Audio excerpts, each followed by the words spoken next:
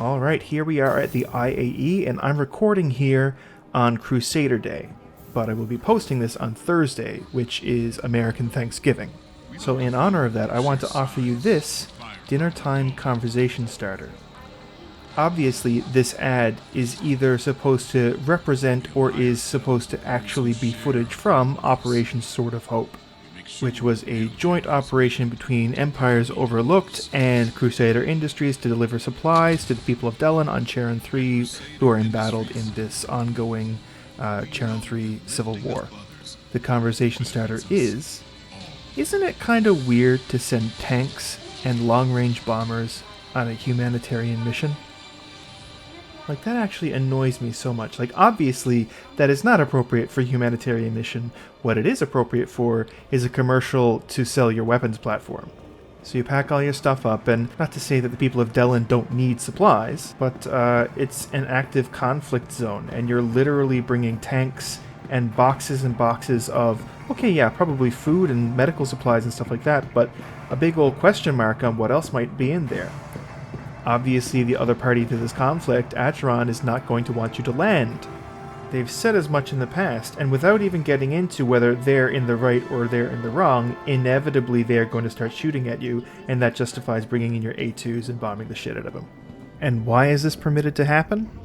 Would this happen in Bremen? Would it happen on Hurston?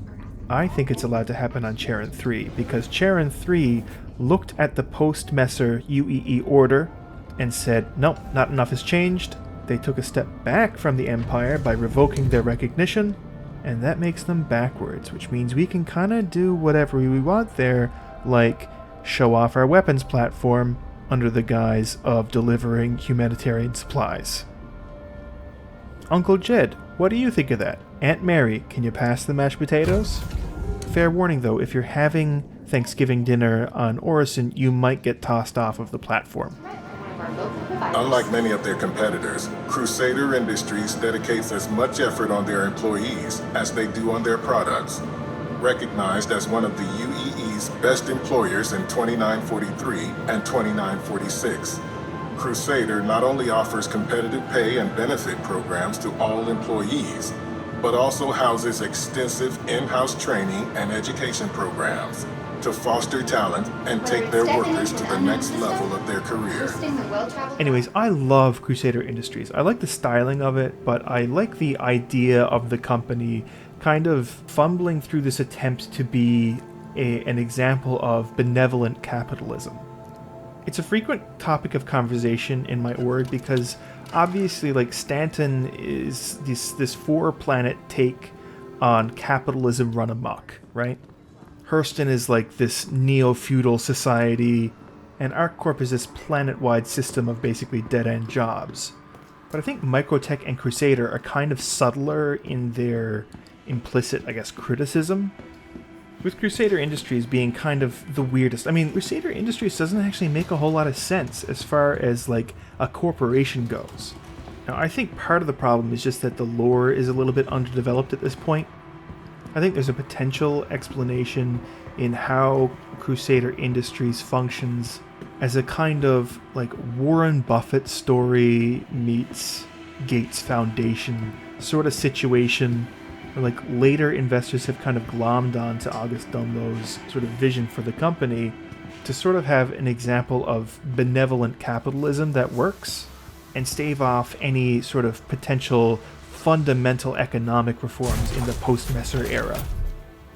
Which is why, like, I hate that Crusader has gotten into making a bomber, and I hate that Crusader has this Ares Starfighter platform now. But I don't think it's bad lore necessarily.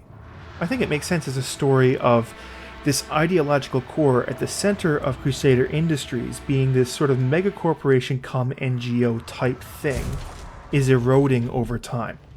So they're chasing after this military or mercenary sector of the market, even though it might not comfortably sit with their ideals, because they're still a company. They can't do things like food aid if there's not money to do it with.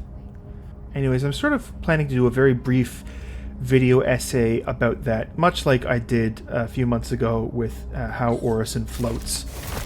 Probably in the new year, I want to tackle each of the 4 megacorporations of Stanton, give a brief take of the portraits that they paint about the economy and society of the UEE.